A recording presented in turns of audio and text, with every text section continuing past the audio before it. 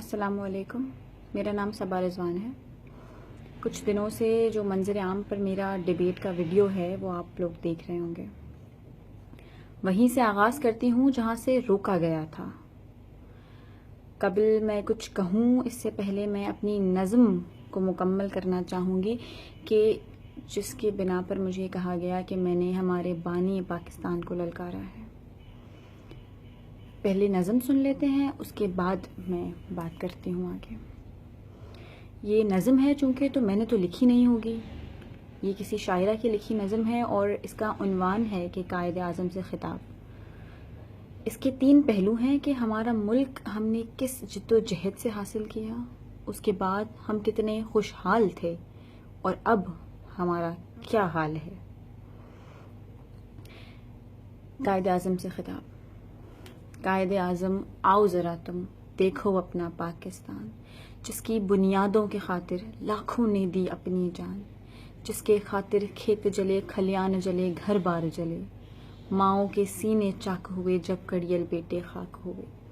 کلیوں کا سارا روپ مٹا، پھولوں کا سنگھاسن ڈول گیا، پرواز پرندے بھول گئے، احساس کے جھرنے سوکھ گئے، دریا کی روانی رک سی گئی جب خون کی ہولی کھیلی گئی۔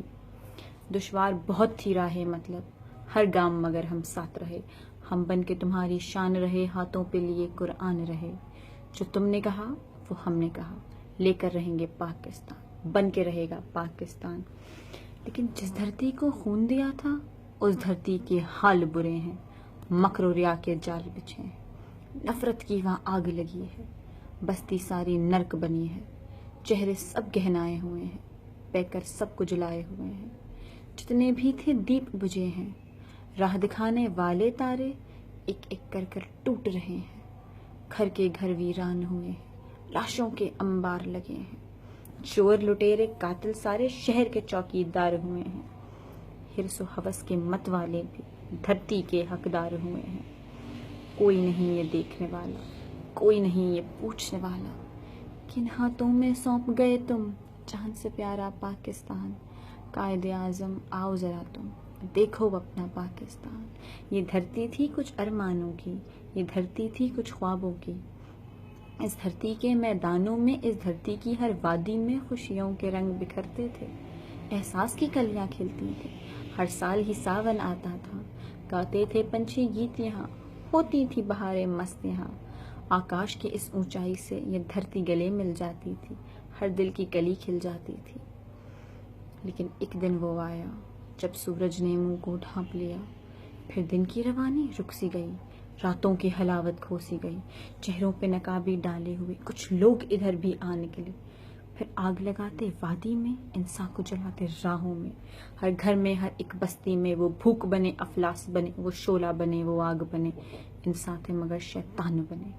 اب یہ دھرتی ہے مجبوروں کی، یہ دھرتی ہے محتاجوں کی اور مہر بلب انسانوں کی۔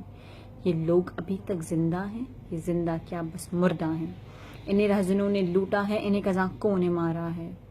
آلام کی کالی راتیں ہیں اور اشکوں کی برساتیں ہیں، ان محلوں میں، ایوانوں میں، شفاف چمکتی میزوں پر ایک بزم سجائی جاتی ہے، اخلاق کے چرچے کرتے ہیں، تہذیب کے قصے کرتے ہیں، ان ایوانوں سے دور کہیں انسان کی عظمت بکتی ہے، ایمان کو تولا جاتا ہے، انصاف کو بیچا جاتا ہے، صد پارہ دل کی کاشوں پر، انسان کی برہنہ لاشوں پر، یا بھوکے گدھ منڈلاتے ہیں یا موت کا سکہ چلتا ہے، اس دوزخ میں سب جلتا ہے۔ کیا ظلم ہے ان کو یاد نہیں، اجداد نے جو قربانی دی، ماؤں کی کیسے کوکھ جلی، کیوں بہنیں جاں پر کھیل گئیں، تاریخ کے ایک ایک صفحے پر وہ خون سے لکھی تحریریں، سب بھول گئے ہیں یہ نادان۔ قائد اعظم آؤ ذرا تم دیکھو، دیکھو اپنا پاکستان۔ شکریہ۔ یہ وہ نظم تھی جس میں سے کچھ حصہ میں نے اس وقت اپنی تقریر میں ڈالا جو اس حساب سے مناسب تھا۔ بہرحال یہ ہمارے قائد سے خطاب تھا اور ان کو للکار ہرگز ہرگز نہیں تھی۔ میں کیا کوئی بھی پاکستان کا شہری ہمارے بانی پاکستان کو للکار کیسے سکتا ہے؟ ہم تو ان کے احسانات کا بدلہ ہی نہیں اتار سکتے۔ ہم تو افسردگی سے میں ان سے مخاطب تھی کہ وہ آ کے دیکھیں کہ ان کے اس پاک وطن کا کیا حال ہے. مجھے امید ہے کہ اس بات سے میں ان لوگوں کے شک و شبہات کو دور کر سکی ہوں جنہیں یہ لگتا تھا کہ میں نے قائد کو للکارا ہے. ایسا ہرگز نہیں ہے.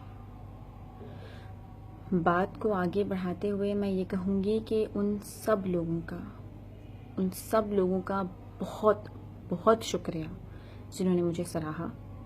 اس پاکستان کے ہر شہری کا، پاکستان کے علاوہ باہر ممالک سے بھی جتنے لوگوں نے مجھے کمنٹس کیے، میسیجز کیے، جتنی سوسائٹیز میرے ساتھ کھڑی ہیں، ایک ایک شخص، وہ لوگ جنہوں نے ویڈیوز بنا کے میرا ساتھ دیا اور اس بات کا احساس دلایا اور الحمدللہ مجھے جتا دیا. میں جیت گئی کہ میری آواز زمانے کی صدا ہے، اور اس بات کا یقین دلایا کہ آج بھی ہم ایک مملکت ہیں، ہم وہ قوم ہیں کہ ہم آواز اٹھانا جانتے ہیں، ہم صحیح کے خلاف بولنا، ہم غلط کے خلاف بولنا جانتے ہیں، ہم صحیح کے ساتھ کھڑے ہیں. آج بھی میری آواز سن کر میری قوم کا ہر فرد ہم آواز ہو کے میرے ساتھ کھڑا ہو. میں بہت شکر گزار ہوں کہ آپ لوگوں نے میری بات کو سمجھا، مجھے سراہا. میرا خود پر سے اعتماد ٹوٹ جاتا، میں کافی ذہنی تناؤ میں آ جاتی اگر وہ بات ویسی ہی رہتی اور آپ لوگ میرا ساتھ نہ دیتے. لیکن میں بہت شکر گزار ہوں آپ سب کی کہ جنہوں نے مجھے واپس اٹھ کھڑا کیا کہ میں صحیح ہوں. جہاں تک بات ہے، ساحر بھائی نے اس دن بھی مجھ سے اپنے تلخ رویے کی صرف معافی مانگی، اور بعد میں بھی جو ان کا ویڈیو آیا اس میں انہوں نے اپنے تلخ رویے ہی کی معافی مانگی، بجائے اس کے کہ وہ اس بات پر ہوتی کہ کسی لڑکی کو ایک لائف چینل پر بے عزت کیا گیا، یا اس بات پر ہوتی کہ کسی ڈیبیٹر کو بیچ میں روکا گیا جس کی بات مکمل نہیں ہو سکی، یا اس بات پر ہوتی کہ میری بات کو غلط رنگ دیا گیا. وہ صرف ان کے تلخ رویے کی معافی تھی. اسی لیے میں اس شو سے بوائیکاٹ کرتی ہوں کہ جہاں ایک بار آواز دبا دی جائے ممکن ہے کہ دوبارہ بھی ایسا ہو جائے.